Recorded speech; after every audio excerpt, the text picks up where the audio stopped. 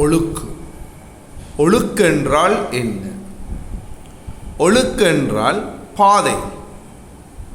அதிகம் அலட்டாம எளிமையா சொன்னமெண்டா ஒழுக்கென்றால் பாதை.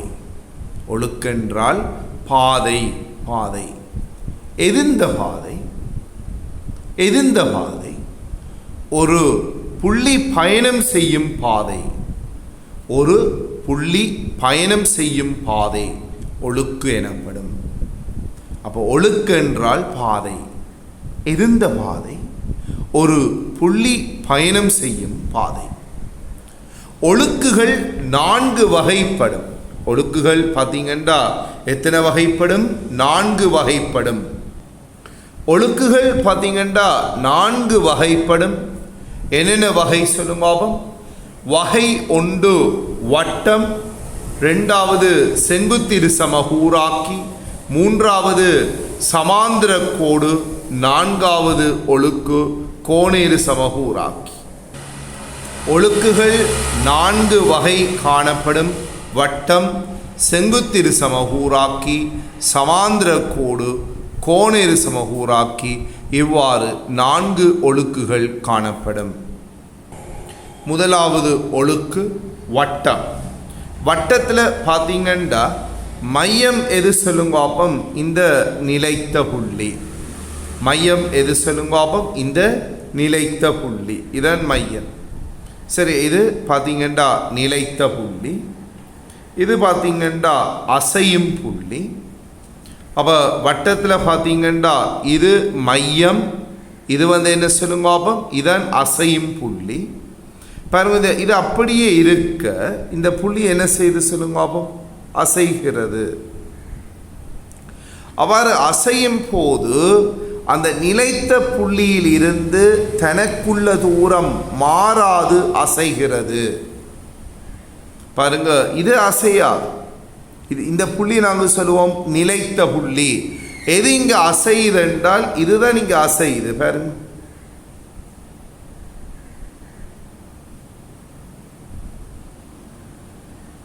இதுதான் அசைகிறது. பாருங்க, இதுதான் அசை.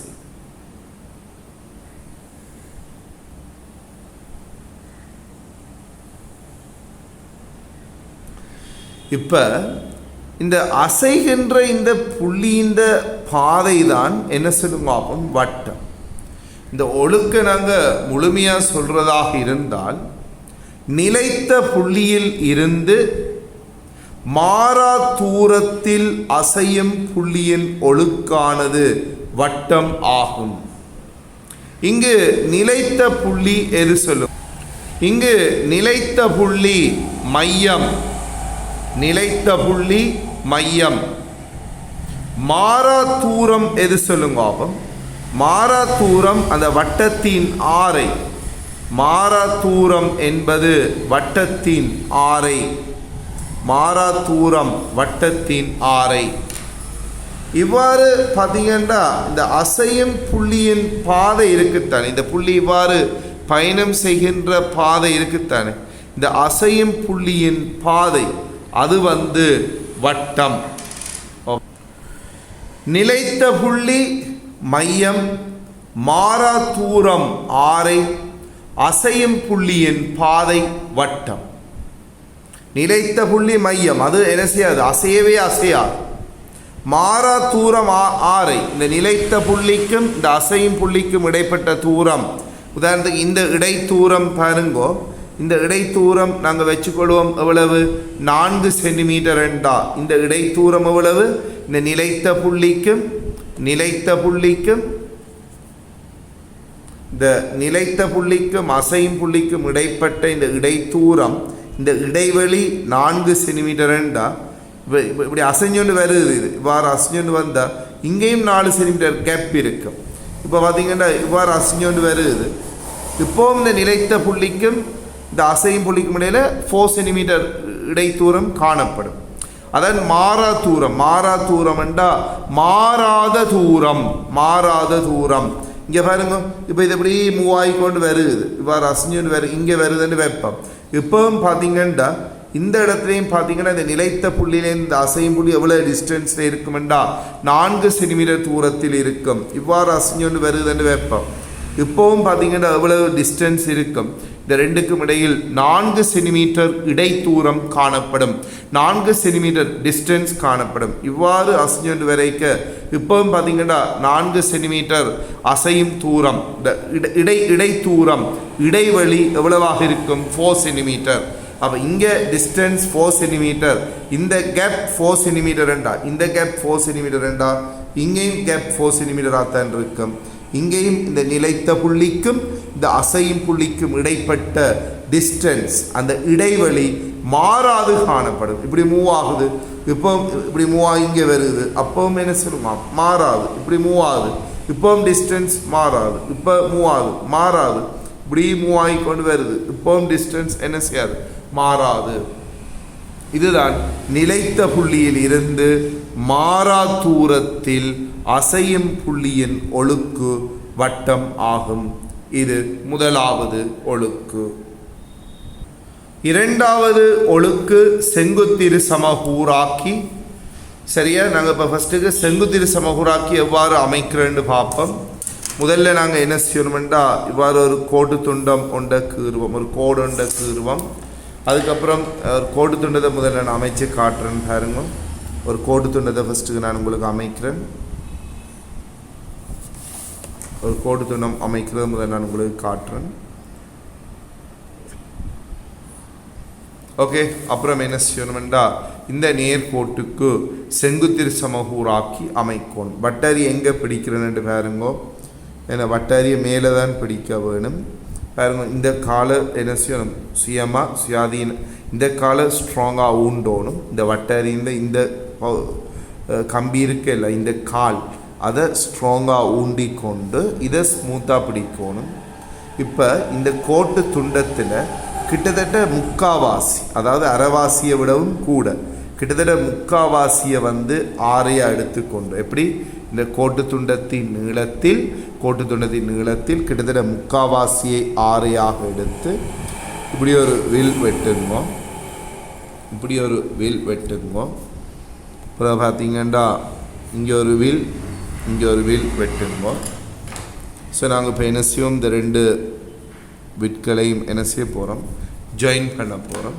இவ்வாறு நாங்கள் ஜாயின் பண்ணுவதன் மூலம் எங்களுக்கு என்ன கிடைக்குமெண்டா, செங்குத்திரு சமகூராக்கி கிடைக்கும். செங்குத்திரு சமகூராக்கி இந்த 2 ஃபங்க்ஷன்ஸ், 2 தொழிற்பாடுகள். ஒன்று இங்கே என்ன செய்யுமெண்டா, செங்கோணத்தை உருவாக்கும், அதாவது செங்குத்து என்று அதை நாங்கள் அழைக்கிறோம். இந்த இடத்துல செங்கோணத்தை உருவாக்கும். அட் தி சேம் டைம் இந்த நேர்கோட்டை சமமாக பிரிக்கும். இந்த நேர்கோட்டை இது சமமாக பிரிக்கும். உதாரணத்துக்கு இந்த நேர்கோடு 10 சென்டிமீட்டர் என்றால் 5 சென்டிமீட்டர் சமமாக பிரிக்கும். அப்போ செங்கோணத்தை உருவாக்குற அதே நேரம் இந்த நேர்கோட்டை சமமாக பிரிக்கும். இது புரியுதா? இப்போ நாங்கள் பார்க்க போகிறோம் இந்த செங்குத்திரு சமகூராக்கி. இதில் இது ஒரு நிலைத்த புள்ளியாக எடுப்போம். சரி, இந்த புள்ளி இருக்குத்தானே, இதில் ஒரு புள்ளி இருக்குது பாருங்க, இது ஒரு நிலைத்த புள்ளி, இது இன்னொரு நிலைத்த புள்ளி. ஸோ நிலைத்த புள்ளிக்கு நான் இப்படி வச்சு காட்டுறேன். இது ஒரு நிலைத்த புள்ளி, அடுத்தது இது ஒரு நிலைத்த புள்ளி. அப்புறம் பார்த்தீங்கன்னா இது என்ன சொல்லுவோம், அசையும் புள்ளி.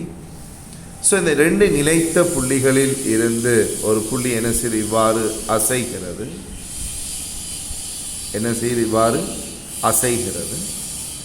பாருங்க.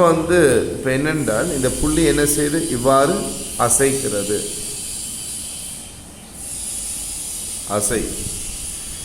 இங்கே 4 ஒழுக்குகளிலும் ஒரே ஒரு புள்ளி தான் அசைகிறது.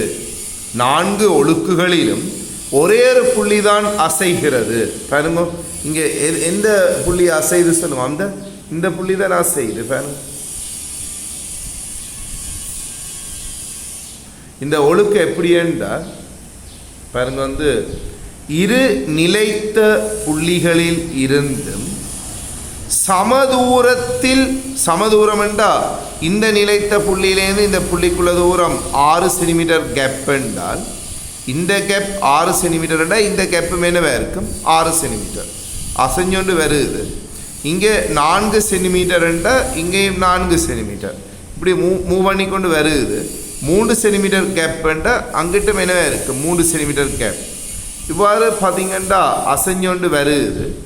இப்போ பாருங்க, இந்த நிலைத்த புள்ளியிலிருந்து இந்த அசையும் புள்ளிக்குள்ள தூரம் 7 சென்டிமீட்டர் இடைத்தூரம் 7 சென்டிமீட்டர் இடைவெளியாக இருந்தால் இந்த நிலைத்த புள்ளியிலிருந்தும் 7 சென்டிமீட்டர் இடைவெளியில் காணப்படும். பாருங்க, இந்த நிலைத்த புள்ளியிலிருந்து 7 சென்டிமீட்டர் கேப்பில் இருந்தால் அந்த நிலைத்த புள்ளியிலிருந்தும் 7 சென்டிமீட்டர் கேப்.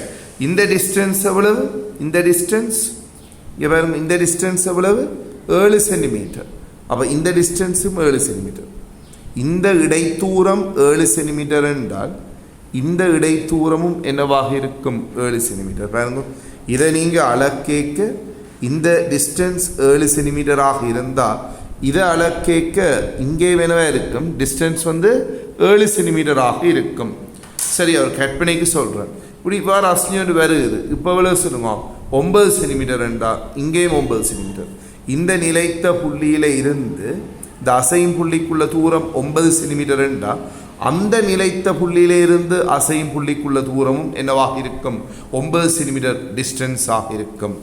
பார்த்தீங்கன்னா இதுக்குரிய வரைவிலக்கணமாக எப்படி சொல்லுவாங்கண்டா, இரு நிலைத்த புள்ளிகளில் இருந்து சம தூரத்தில் அசையும் புள்ளியின் ஒழுக்கானது அவ்விரு புள்ளிகளையும் இணைக்கும் கோட்டின் செங்குத்திற் சமகூராக்கி ஆகும். மூன்றாவது ஒழுக்கு பார்த்தீங்கன்னா சமாந்திர கோடு. பாருங்க, இந்த நேர்கோட்டில் இருந்து சமதூரத்தில் அசையும் புள்ளியின் ஒழுக்கு அந்நேர்கோட்டுக்கு சமாந்திர கோடாகும். பாருங்க, இப்போ இந்த புள்ளி இப்படி அசைய போகுது. இப்படி தான் இந்த புள்ளி மூவ் பண்ண போகுது, அசைய போகுது. இன்னொருக்கா செய்து காட்டுறேன்னு பாருங்க. இந்த புள்ளி எவ்வாறு அசைய போகுது, இவ்வாறு அசைய போகுது. இப்படி அசைக்க இந்த கோட்டில் இருந்து 4 சென்டிமீட்டர் டிஸ்டன்ஸ் என்றால் இங்கேயும் கோட்லேருந்து 4 சென்டிமீட்டர் டிஸ்டன்ஸ், இங்கேயும் கோட்லேருந்து 4 சென்டிமீட்டர் இடைத்தூரம், இங்கேயும் கோட்லேருந்து 4 சென்டிமீட்டர் இடைத்தூரம். பாருங்க, எப்படி 4 சென்டிமீட்டர் இடைத்தூரம், 4 centimetre distance, 4 centimetre gap, 4 centimetre gap. ஒரு நேர்கோட்டில் இருந்து சம தூரத்தில் அசையும் புள்ளியின் ஒழுக்கு அந்நேர்கோட்டுக்கு சமாந்திர கோடாகும். அப்போ இந்த புள்ளி அசைகின்ற பாதை பாருங்கோ, இங்கே கவனிங்கோ. இந்த புள்ளி அசையும் பாதை எப்படி இங்கே பாருங்க, இங்கு இந்த புள்ளி அசையும் பாதை இந்த கோட்டுக்கு என்னவாக இருக்கும் என்றால் சமாந்திர கோடாக காணப்படும். இந்த கோட்டுக்கு சமாந்திர கோடாக இருக்கும். இந்த நேர்கோட்டிலிருந்து சமதூரத்தில் அசையும் புள்ளியின் ஒழுக்கானது எப்படி இந்த நேர்கோட்டில் இருந்து சமதூரத்தில் அசையும் புள்ளியின் ஒழுக்கானது அந்நேர்கோட்டுக்கு சமாந்திர கோடாகும். உதாரணத்துக்கு இப்போ இங்கே பாருங்க, இந்த கோட்டில் இருந்து இந்த புள்ளி நாங்கள் வச்சுக்கொள்வோம் 4 சென்டிமீட்டர் டிஸ்டன்ஸில் இருக்குன்னு வைப்போம். 4 சென்டிமீட்டர் டிஸ்டன்ஸ் இவ்வாறு மூவ் ஆகுது. இப்போ பார்த்தீங்கன்னா 4 சென்டிமீட்டர் டிஸ்டன்ஸ். இப்போவும் இந்த நேர்கோட்டிலிருந்து இந்த புள்ளி 4 சென்டிமீட்டர் தூரத்தில் காணப்படுது. இப்படி மூவ் பண்ணி கொண்டு வருது. இப்போவும் இந்த கோட்டிலேருந்து 4 சென்டிமீட்டர் டிஸ்டன்ஸில் காணப்படுது. இவ்வாறு ஒரு கோட்டில் இருந்து 4 சென்டிமீட்டர் இடைத்தூரத்தில் காணப்படுது. பாருங்க, இந்த கோட்டிலேருந்து 4 சென்டிமீட்டர் இடைத்தூரம், இந்த கோட்டிலிருந்து 4 சென்டிமீட்டர் இடைவெளி, இந்த கோட்டிலேருந்து 4 சென்டிமீட்டர் இடைத்தூரம், இந்த நேர்கோட்டிலிருந்து 4 சென்டிமீட்டர் இடைத்தூரம், இந்த நேர்கோட்டிலிருந்து 4 சென்டிமீட்டர் இடைத்தூரம். அப்போ பாருங்கள், இந்த கோட்டில் இருந்து 4 சென்டிமீட்டர் டிஸ்டன்ஸ், 4 சென்டிமீட்டர் இடைத்தூரம், இந்த கோட்டிலேருந்து 4 சென்டிமீட்டர் இடைத்தூரம். அப்போ இந்த புள்ளி பாருங்க, இந்த கோட்டிலேருந்து 4 சென்டிமீட்டர், இப்போவும் 4 சென்டிமீட்டர் டிஸ்டன்ஸ், இப்போவும் இந்த கோட்டிலேருந்து 4 சென்டிமீட்டர் டிஸ்டன்ஸ், இப்போவும் இந்த கோட்டிலிருந்து 4 சென்டிமீட்டர் டிஸ்டன்ஸ். ஸோ 4 சென்டிமீட்டர் இடைத்தூரத்தில் காணப்படுகிறது. எனவே இங்கே பார்த்தீங்கன்னா இப்போ இந்த புள்ளி அசைகின்ற போது இந்த நேர்கோட்டிலிருந்து 5 சென்டிமீட்டர் இடைவெளி என்றால், இப்போவும் இந்த கோட்டுக்கும் இதுக்கும் இடையில் இடைவெளி எவ்வளவாக இருக்கும் என்றால் 5 சென்டிமீட்டராக இருக்கும். இப்படி மூவ் ஆகி கொண்டு வருது. இப்போவும் பாருங்க எவ்வளோ கேப் இருக்கும் என்றால் 5 சென்டிமீட்டர் கேப் இருக்கும். இப்போ என்ன இவ்வாறு புள்ளி பயணம் செய்ய நீங்கள் பார்க்க இப்போவும் 5 சென்டிமீட்டர் கேப் இந்த மூவ் ஆகுது.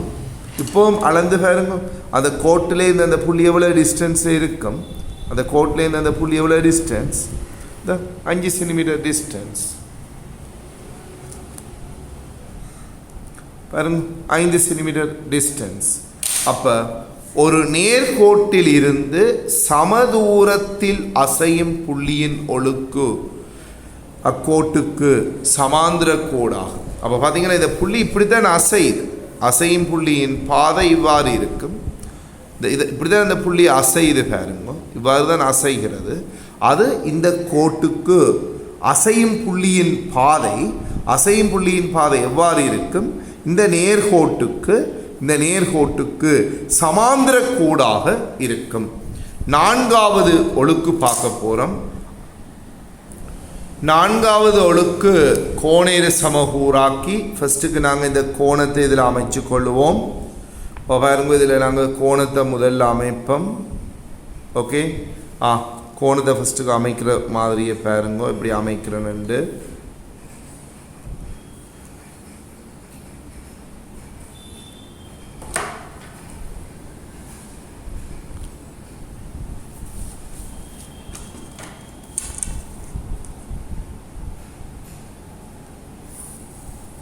இதன் கோணேறு சமகூராக்கி.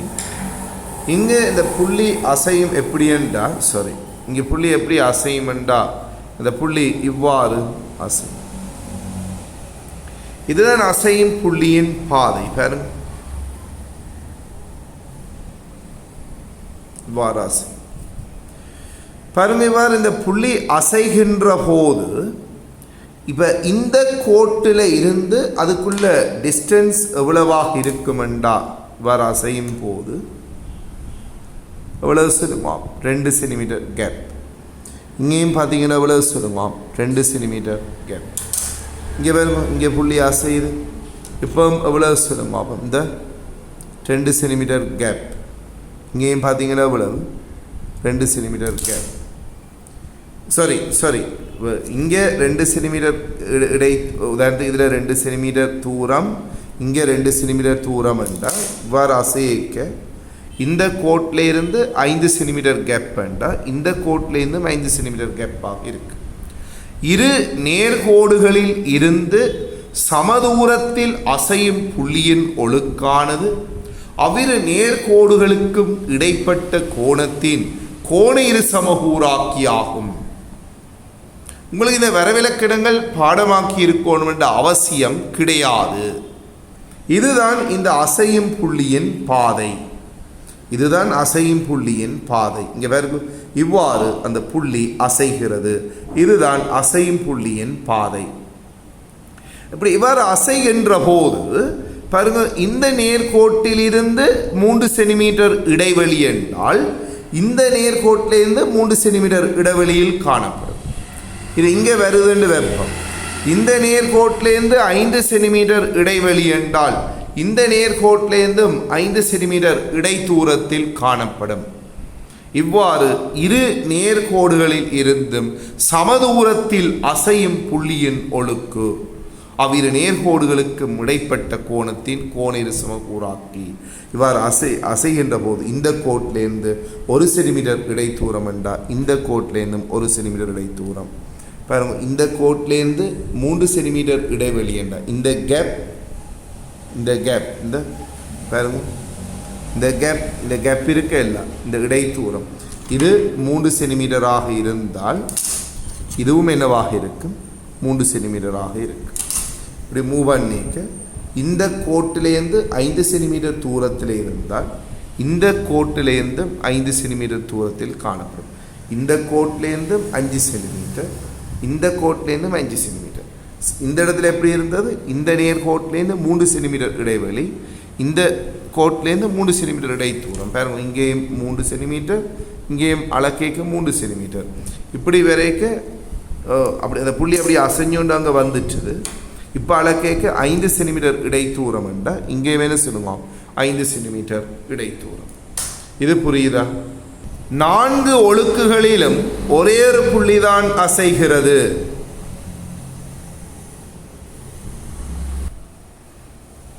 நான்கு ஒழுக்குகளிலும் ஒரே ஒரு புள்ளிதான் அசைகிறது. 4 ஒழுக்குகளிலும் ஒரே ஒரு புள்ளிதான் அசைகிறது. 4 ஒழுக்குகளிலும் ஒரே ஒரு புள்ளிதான் அசைகிறது. முதல் 2 ஒழுக்குகளையும் பார்த்தீங்கன்னா, முதல் ஒழுக்குல பார்த்தீங்கன்னா ஒரு நிலைத்த புள்ளி தொடர்பாக அசைகிறது, ஒரு நிலைத்த புள்ளி சார்பாக அசைகிறது. 2வது ஒழுக்கு பார்த்தீங்கன்னா அங்கே 2 நிலைத்த புள்ளிகள் தொடர்பாக அங்கு ஒழுக்கு பேசப்படுகிறது. அதான் 2 நிலைத்த புள்ளிகள் சார்பாக கதைக்கப்படுகிறது.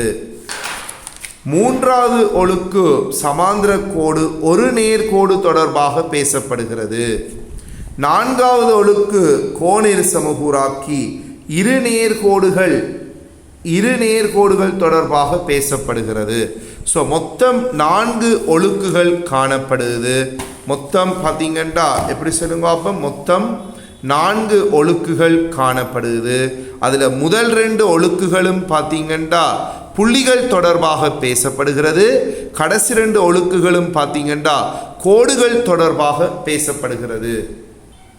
மொத்தம் 4 ஒழுக்குகள், முதல் 2 ஒழுக்குகளும் புள்ளிகள் தொடர்பாக பேசப்படுகிறது.